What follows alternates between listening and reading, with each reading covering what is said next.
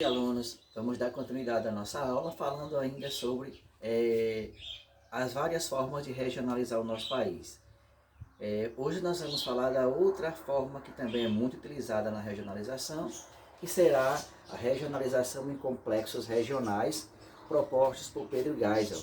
Esse conteúdo está na página 200 do nosso livro e a gente vai falar sobre os complexos geoeconômicos, que são divididos em três: a Amazônia, o Nordeste e o Centro-Sul. Essa regionalização ela traz como critérios características naturais e também econômicas de cada uma dessas regiões. Então vamos lá. A região amazônica, que engloba não somente aqueles estados que estavam na região norte, mas também uma parte do Maranhão e uma parte de Mato Grosso, que estavam na região centro-oeste. Com isso, essa região amazônica ela se estende para além daqueles limites que estavam na região norte. E qual é a principal característica econômica dessa sub-região? Na região amazônica, ela é caracterizada pela extração de minérios, pela extração de árvores da floresta amazônica e também pela extração animal.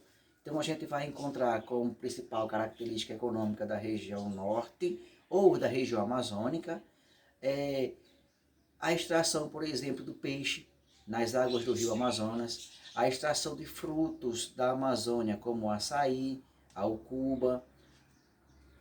Encontramos também a extração de minérios de ferro, principalmente no Pará, na Serra de Carajás. Então essas são algumas das características econômicas presentes na região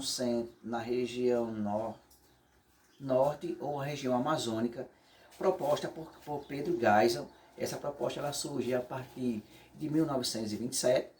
Ela é usada principalmente quando se quer enfatizar as questões econômicas pertencentes a cada região. E a outra seria a região Nordeste. A região Nordeste, vocês vão perceber que pedaço do Maranhão ela sai da região Nordeste, enquanto isso, o norte de Minas Gerais ela integra a região Nordeste, dentro desses complexos regionais. E quais são as características econômicas da região Nordeste? Primeiro, o desenvolvimento da agricultura, principalmente a agricultura de subsistência, durante os primeiros períodos da colonização, com destaque para o cultivo da cana-de-açúcar no litoral e a criação de gado no interior.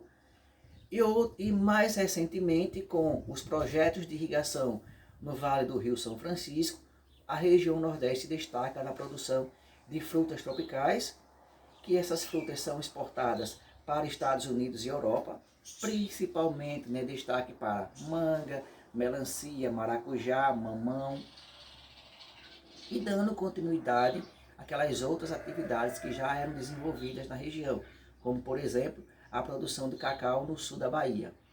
No litoral também destaca-se, a partir da década de 80, a produção ou a utilização do turismo enquanto fonte econômica, por ter uma variedade de praias que são um atrativo para o turista. Acabou que nas capitais desses estados da região Nordeste, eles utilizam o turismo como uma das fontes de renda. Mas o interior do Nordeste ainda continua apresentando aqueles problemas de ordem social e econômica devido às condições climáticas, que seria o clima semiárido. E quando a gente parte para a região Centro-Sul, que é a regiãozinha aqui mais embaixo do mapa, nós vamos ter destaque porque é nessa região que está concentrada as principais cidades do nosso país, onde concentram-se as maiores riquezas no tocante à produção industrial. E também no Centro-Sul destaca-se a criação de gado.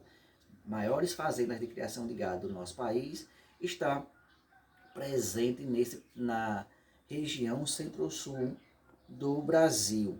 Então a gente percebe aí que três atividades econômicas distintas em cada uma das regiões.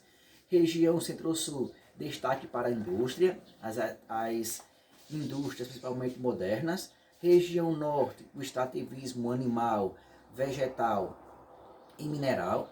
Na região Nordeste, a agricultura e o turismo.